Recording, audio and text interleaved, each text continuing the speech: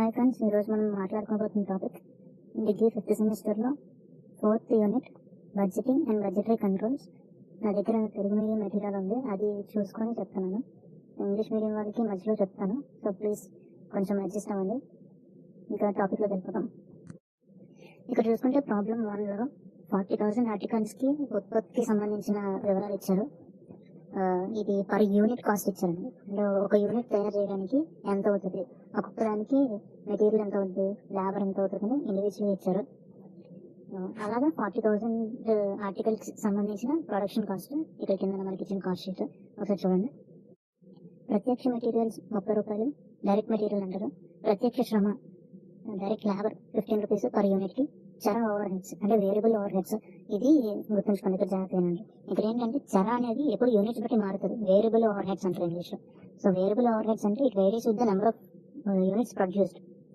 ఇక్కడ 10 రూపాయలు ఉంది కదా, ఒక యూనిట్ 10 రూపాయలు అయింది.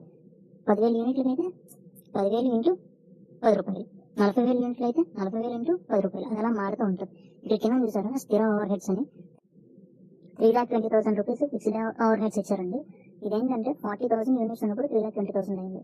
ఇంకా పెరిగినా 3,20,000 అవుతుంది, తగ్గినా కూడా 3,20,000 అవుతుంది. ఎందుకంటే అది ఫిక్స్డ్ ఓవర్ హెడ్ కాబట్టి మనం ఎన్ని యూనిట్స్ ప్రొడ్యూస్ చేసినా కూడా అది 3,20,000 అవుతుంది.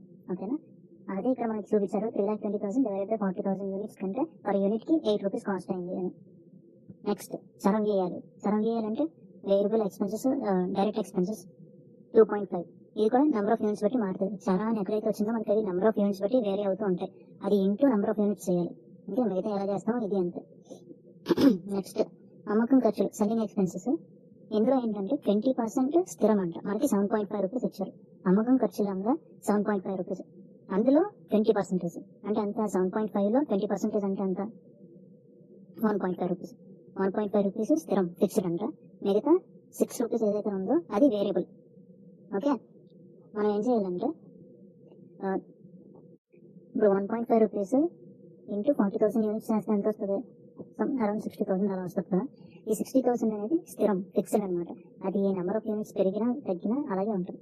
ఓకే, ఫర్ సపోజ్ ఇలాంటి ఖర్చులు ఉంటాయా అంటే ఉంటాయి, శాలరీస్ కానీ రెంట్ కానీ అవన్నీ కొన్ని స్టాండర్డ్ ఎక్స్పెన్సెస్ ఉంటాయి. అవి మనం ఎలాగోలాగా అది మనం ప్రొడక్షన్ చేసినా చేయకపోయినా మన ఇంకరింగ్ ఎక్స్పెన్సెస్ అనమాట.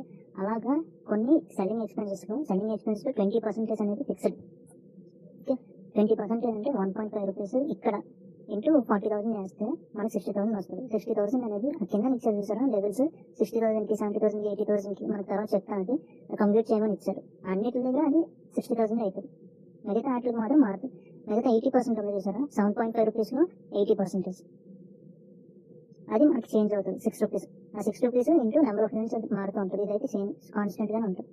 ఓకేనా, నేను ఆన్సర్ ఎక్స్ప్లెయిన్ చేసినప్పుడు మళ్ళీ చెప్తా, ఇదంతా ఒక్కసారి క్వశ్చన్ మీకు డీటెయిల్గా చెప్పాలని అనాలిసిస్ కోసం చెప్తాను అంతే. ఆన్సర్ పక్కన పెట్టి చూపించేస్తే తెలిసిందే కదా అన్నట్టు అనిపిస్తుంది, అందుకోసం రికార్డ్ చేసి. నెక్స్ట్ ఆఫీస్ ఖర్చులు 1,00,000 రూపాయలు అన్ని స్థాయిల్లోనూ స్థిరం ఫిక్స్డ్ అనమాట. నెంబర్ ఆఫ్ ప్రొడక్షన్ యూనిట్స్ నువ్వు ఎంతైనా ప్రొడ్యూస్ చేయి కానీ 1,00,000 అవుతుంది. 60,000 చేసినా, 70,000 చేసినా, 80,000 చేసినా మనకి 1,00,000 రూపాయలు అవుతుంది. ఇక్కడ చూసుకుంటే 40,000 యూనిట్స్ కాబట్టి 1,00,000 డివైడెడ్ బై 40,000 అంటే మనకి 2.5 రూపీస్ వచ్చింది. నెక్స్ట్ కంపెనీ వ్యయాలు కూడా సేమ్, పైన అమ్మకం ఖర్చులు లాగే నెంబర్ ఆఫ్ యూనిట్స్ పెరిగే కొద్దీ ఇందులో 80% ఏదైతే ఉందో అది చేంజ్ అవుతూ ఉంటుంది. 20% స్థిరం అన్నారు కదా, అది మాత్రం స్టాండర్డ్గా ఉంటుంది అనమాట. ఓకేనా, నేను ఆన్సర్ మళ్ళీ ఎక్స్ప్లెయిన్ చేస్తాను, కంగారు పడద్దు. జస్ట్ ఫస్ట్ క్వశ్చన్ అనేది ఎలా అర్థం చేసుకోవాలన్న దానికోసం ఇచ్చేస్తున్నాను. సో ఇక్కడ మనం కంప్లీట్ చేయమన్నారు. 60,000 ఉన్నప్పుడు, 70,000 ఉన్నప్పుడు, 80,000 ఉన్నప్పుడు యూనిట్ల వద్ద ఫ్లెక్సిబుల్ బడ్జెట్ని తయారు చేయమన్నారు. నెక్స్ట్ వీడియోలో చూద్దాం. ఓకేనా, కంటెంట్ నచ్చితే